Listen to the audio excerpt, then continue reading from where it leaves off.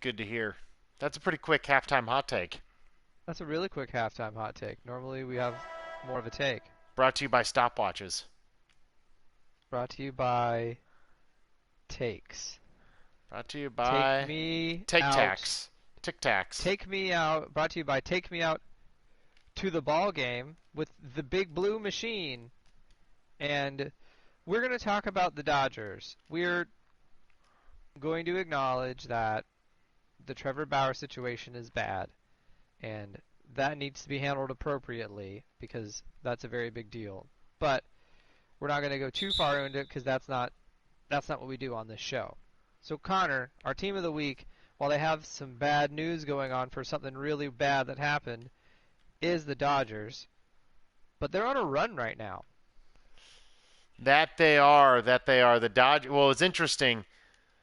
They got no hit about a week and a half ago by the Cubs, and then they ripped off 9 in a row. They actually lost last night to the Marlins.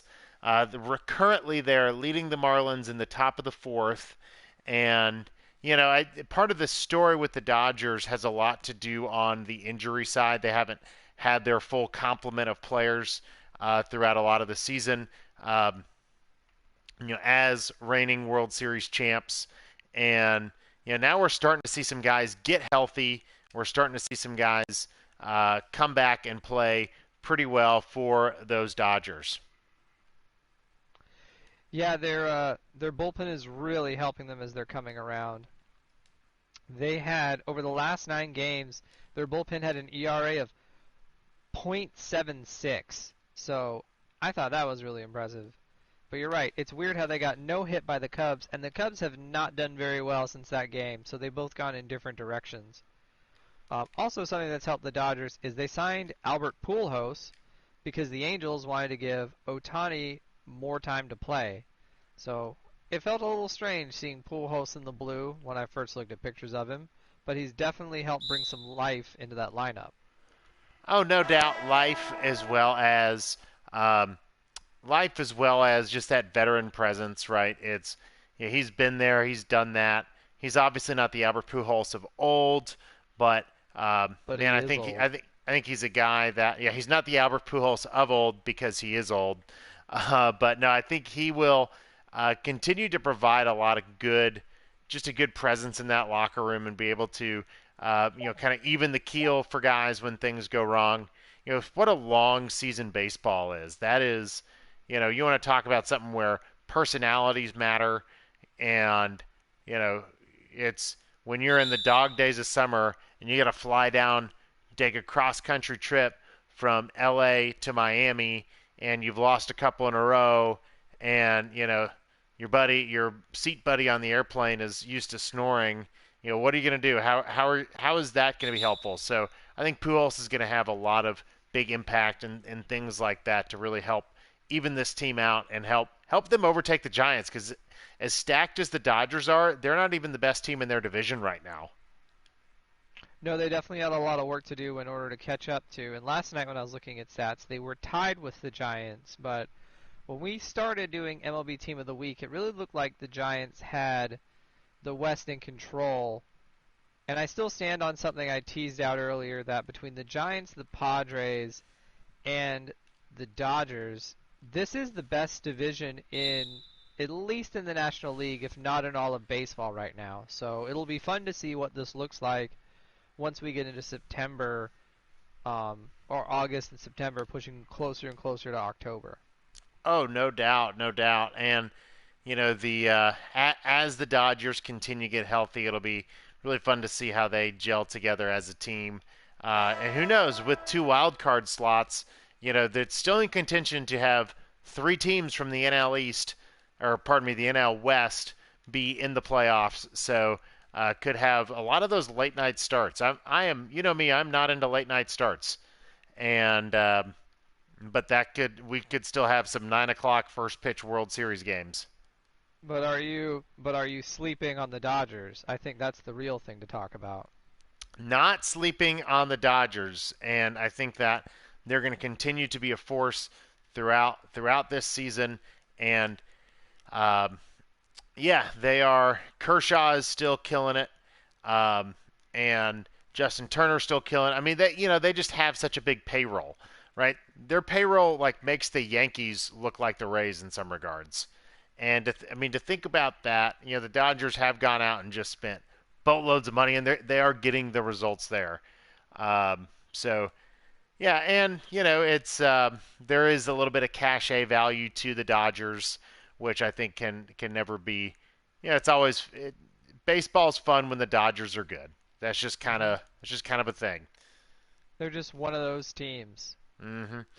So I thought it Rutledge, interesting. have I ever told you my Oral Hershiser story? No, please do. You know who Oral Hershiser is, right? Yes, but tell the people. So Oral Hershiser, for those who might not know, pitcher for a few teams, pitched for the Mets, the Indians. He pitched in before he went to the Indians. He was with the Dodgers, but with the Indians, he got there to the World Series and actually pitched against your Atlanta Braves, Rutledge, unsuccessfully. Um, but in the Dodgers World Series win of 1988, Oral became known as the Bulldog, and he had a just ridiculous streak of shutout innings there, and just really crushed it. So, like a lot of professional baseball players, Oral spent time in Orlando in the off season. He has kids our age, and I remember being out with him on a golf course and getting to watch. It was my first time getting to watch a professional baseball player, a professional pitcher, hit a baseball. Rutledge, have you ever seen a professional baseball player play golf? No, I have not. I clearly didn't have the same life as you did. As the Oh, only thing I saw was professionally people eat macaroni and cheese. oh, Oral Hershiser. I will never forget the first time I was around somebody where I just said, "Man, that golf ball sounds different. That golf ball it looks different." Like we were at a pretty standard driving range, and he was hitting it to the back of the driving range. Like they had to move people off of the back of the driving range because they didn't want Oral Hershiser to hit them with golf balls. That's amazing.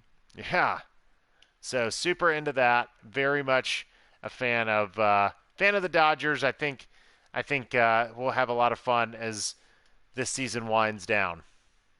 We will. I have their upcoming schedule as they've got. So they finish their series with the Marlins. Then on the 9th, they are at home to play the Diamondbacks for a three-game series. Sweep. They go to yeah, sweep for sure.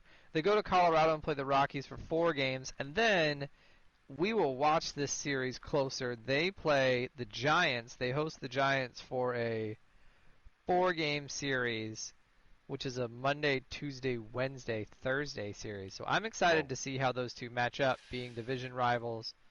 Um, what's that game going to look like? But that's pretty much their schedule for. Then they play the Rockies again. So they have a very favorable schedule for them going down the And, stretch. and what'll be fun about that Dodgers about that series is I know the Dodgers are ranked second in the MLB right now in terms of run differential. I believe they're at a 120 run differential, and the Giants are also killing it on run differential. And that's a for those folks who might not follow baseball as much, that's a great stat to kind of look at to see if a team's like really good or not, or maybe a team is playing a little bit below or above, kind of above their pay grade. And the Dodgers are at 120. Giants are also ranked very high. So when that series comes out, it'll be a lot of fun to get to follow that. We'll definitely see how they go and how they progress going through. Um, I want to see if their strategy, if they put a lot of, they like to walk a lot and just load the bases. So it seems like that's working for them. But it's good to catch a team that's heating up at the right time. We Kind of like my Phoenix Suns here on you. Yeah, your third quarter there was pretty hot. That was not that great. I didn't have a good time there. This team is not good without Giannis. You know what I did have a good time doing? Speaking of good times, I had a really great time this past weekend watching Joey Chestnut be maybe not one of the greatest athletes, but definitely one of the greatest competitors of all time, winning his 14th uh, Nathan's annual hot dog eating contest mustard belt. I mean, there are few athletes that are as dominant in their sport as Joey Chestnut has been in the hot dog eating contest. He ate 76 hot dogs in 10 minutes, and the number two person ate 50. Like, That's just devotion to your craft and your body. that is that when I was in high school and I was on our high school weightlifting team. Some guys, when you play individual sports, some guys will get really into competing against other guys and, or gals, this, that, and the other. And I always kind of said, I'm just going to compete against the weight. And I'm gonna do my best to, do the weight that I need to do. And I feel like in a lot of ways, Joey wasn't even competing against the folks right next to him. He was competing against Mother Nature itself and Brother Nature. Like he took both Mother Nature and Brother Nature on in terms of what he could do to his body, and he won. I wonder what his colon like cleanse repertoire is before he eats. Like, is he really into like ginseng or something? Yeah, those professional eaters, they do like a big flush, but something to still keep their stomach large. That's awesome.